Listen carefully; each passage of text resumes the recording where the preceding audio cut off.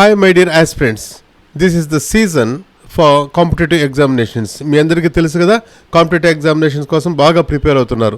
ఏ competitive ఎగ్జామినేషన్లో అయినా ఈ ఇంగ్లీష్ అనేది ఒక భాగంగా ఉంటే, మీకు ఇదివరకే చెప్పాను, ఇంగ్లీష్ అనే పార్ట్లో మనకు ముఖ్యంగా grammar part, vocabulary part and comprehension part అని 3 భాగాలు ఉంటాయని ఇదివరకే చెప్పాను. మీకు క్వశ్చన్ పేపర్ అనలైజ్ కూడా చేశాను. ఇందులో వొకాబులరీ పార్ట్ ఎక్కువ శాతం ఉంటుందన్నమాట. అంటే ఒక విధంగా చెప్పాలంటే 75% of English question paper covers the vocabulary part. కాబట్టి ఈ వొకాబులరీలో ఏమేమి ఉంటాయనేది కూడా చెప్పాను. దాదాపుగా మీకు antonyms, synonyms, one word substitutes, idiomatic expressions, తర్వాత ఫ్రేజల్ వర్బ్స్, ఇటువంటివన్నీ మీకు ఈ యొక్క వొకాబులరీ పార్ట్లో ఉంటాయి. మరి ఇప్పుడు నేనేం చెప్తున్నానంటే, వొకాబులరీ పార్ట్లో అత్యంత ముఖ్యమైన రోల్ ప్లే చేసే ఒక పార్ట్ గురించి నేను చెప్తున్నాను. ఆ పార్ట్ ఏంటంటే antonyms and synonyms. How we have to develop antonyms and synonyms. There is a good strategy. It is nothing but a smart strategy for developing antonyms and synonyms. ఏదేదో పిచ్చి పిచ్చిగా చదివేసేసి మనం టైం వేస్ట్ చేసుకోకుండా ఏ విధంగా చదవాలా, ఎన్ని పాయింట్లను మనము బ్రెయిన్లో పెట్టుకోవాలి. అతి తక్కువ కాలం ఉంది మనకు కాంపిటేటివ్ ఎగ్జామినేషన్స్ రాసేది, 1 నెల జస్ట్ డేసే ఉందన్నమాట. ఈ డేస్లో మనం యాంటానిమ్స్, సినానిమ్స్ ఏ విధంగా డెవలప్ చేసుకోవాలా అనే విషయం పైన నేను పార్ట్ చేస్తున్నాను అనమాట. యాంటానిమ్స్ అండ్ సినానిమ్స్ని డెవలప్ చేసుకోవాలంటే we have to go for 8 ways. ఈ 8 ways అంటే 8 మార్గాలను నేను మీకు చెప్పబోతున్నాను అనమాట. ఫస్ట్ మనం తీసుకున్నామంటే ఫస్ట్ మార్గం ఏంటంటే బిల్డ్ ఏ స్ట్రాంగ్ బేస్. వొకాబులరీని మనం డెవలప్ చేసుకోవాలంటే ముందు మనకు ఒక మంచి బేస్ ఉండాలి, మూలం అనేది ఉండాలి. That is very very important. దాన్ని ఏ విధంగా మనం డెవలప్ చేసుకోవాలి అనేది నేను ఇప్పుడు మీకు చెప్పబోతున్నాను అనమాట.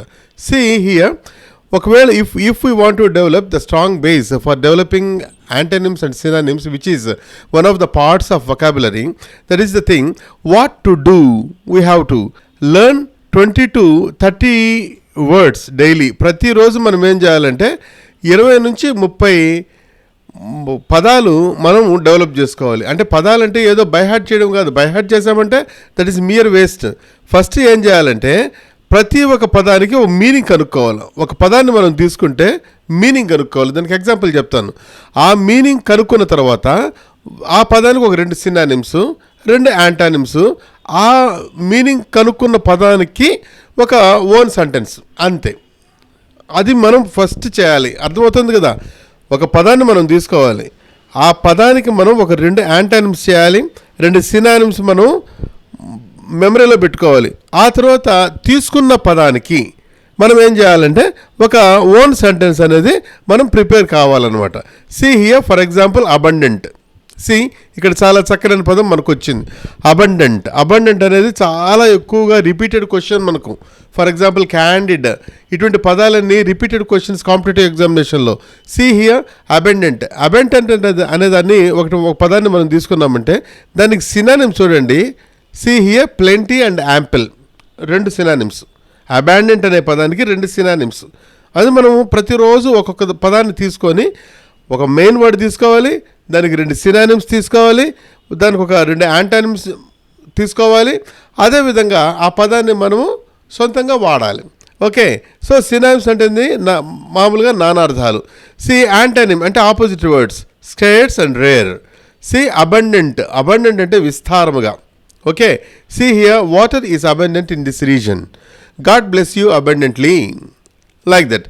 ఈ విధంగా అబండెంట్ అనే పదాన్ని మనము యాంటానిమ్స్ ఒక 2 మనం బ్రెయిన్లో పెట్టుకోవాలి, అంటే నేర్చుకోవాలి ప్రతిరోజు. ఆ తర్వాత వచ్చి సినానిమ్స్ ఒక 2 నేర్చుకోవాలి, దాన్ని సొంత పదాలతో ఏ విధంగా యూజ్ చేయాలి. ఇది ఒక విధానం మీకు. Next we can go for second one. Learn in groups. Learn in groups అంటే గ్రూప్స్గా మనం నేర్చుకోవాలి. సింగిల్ వర్డ్స్ నేర్చుకోకూడదు అనమాట. దీన్నే మనం ఏమంటామంటే స్మార్ట్ ట్రిక్ అంటాం. ఎక్కడైనా కానీ ఫస్ట్ నుంచి నేను మీకు చెప్తూనే ఉన్నాను, we should have hard working nature at the same time smart working nature. Smart work అనేది ఎక్కువగా మనకు వర్కౌట్ అవుతుంది అనమాట.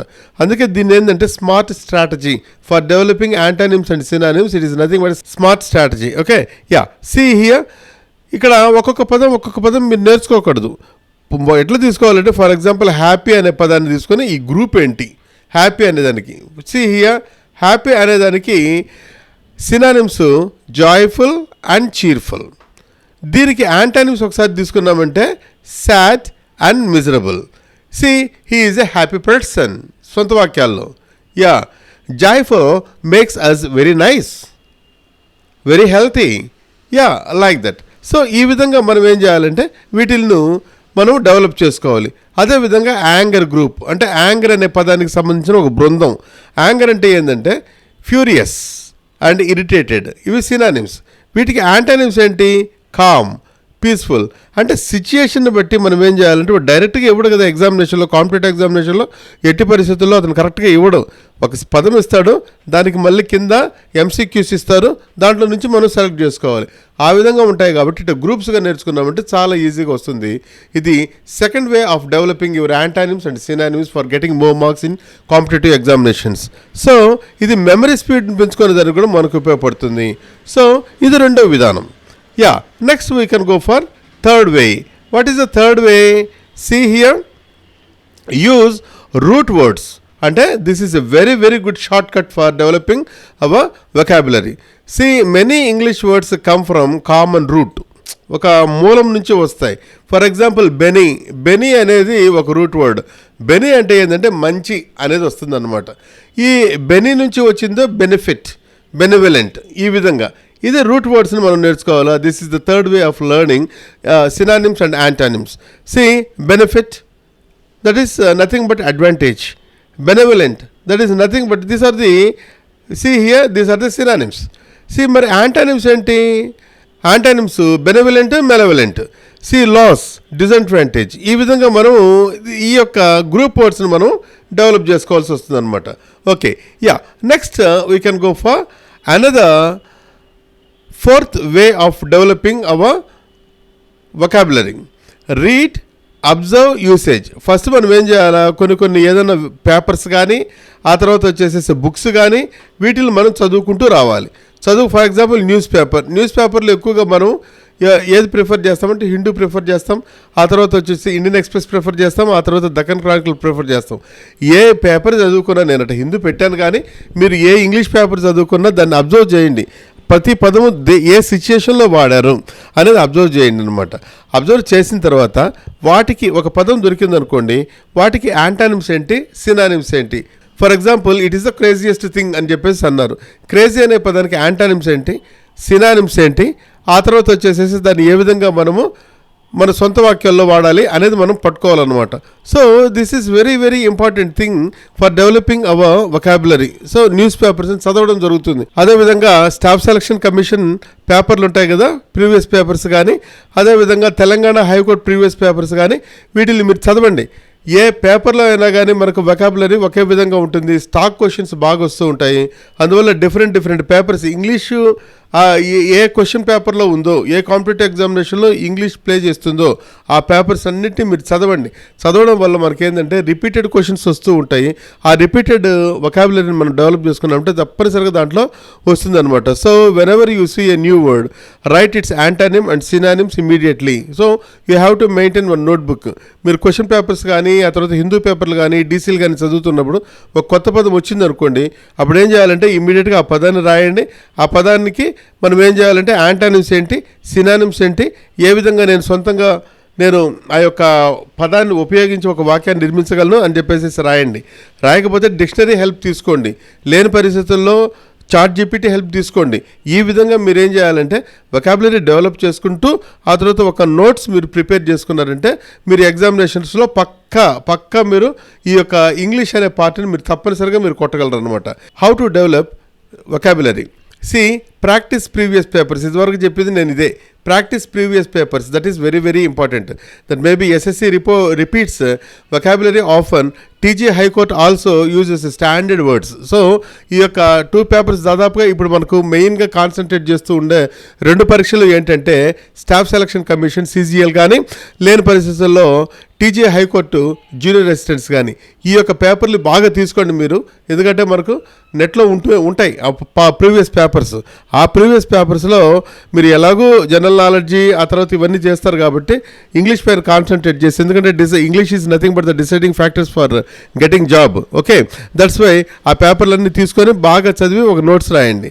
తర్వాత ఏమేమి అసలు ఎటువంటి పేపర్లు తీసుకోవాలి అని మనం తీసుకున్నామంటే ఇక్కడ చూడండి, వీటిల్లో కానీ మనకు last 10 years SSC CGL papers, తర్వాత నోట్ రిపీటెడ్ వర్డ్స్, ఈ యొక్క పేపర్లు తీసుకోండి. తర్వాత రిపీటెడ్ వర్డ్స్ మొత్తము మీరు నోట్ చేసుకోవాలన్నమాట. So that is very important for you. Then another strategy for developing antonyms and synonyms, that is daily revision formula.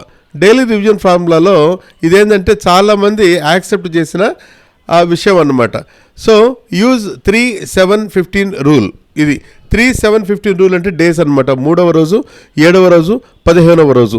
ఎందుకంటే మీకు ఒక నెల మాత్రమే ఉంది ఎగ్జామినేషన్. ఏ ఎగ్జామినేషన్ తీసుకున్నా దాదాపుగా ఒక 30 రోజుల నుంచి 45 రోజుల వరకు మాత్రమే ఉంది. ఇందులోనే మీరు అన్ని సబ్జెక్టులు చదవాలి. ఆ సబ్జెక్టులలో ఒకనొక సబ్జెక్టు డిసైడింగ్ ఫ్యాక్టర్ ఇంగ్లీష్. వాటిల్లో మరియు వొకాబులరీలో బాగా డెవలప్ అయ్యేది ఏంటంటే ఈ యొక్క యాంటానిమ్స్ అండ్ సినానిమ్స్ కాబట్టి.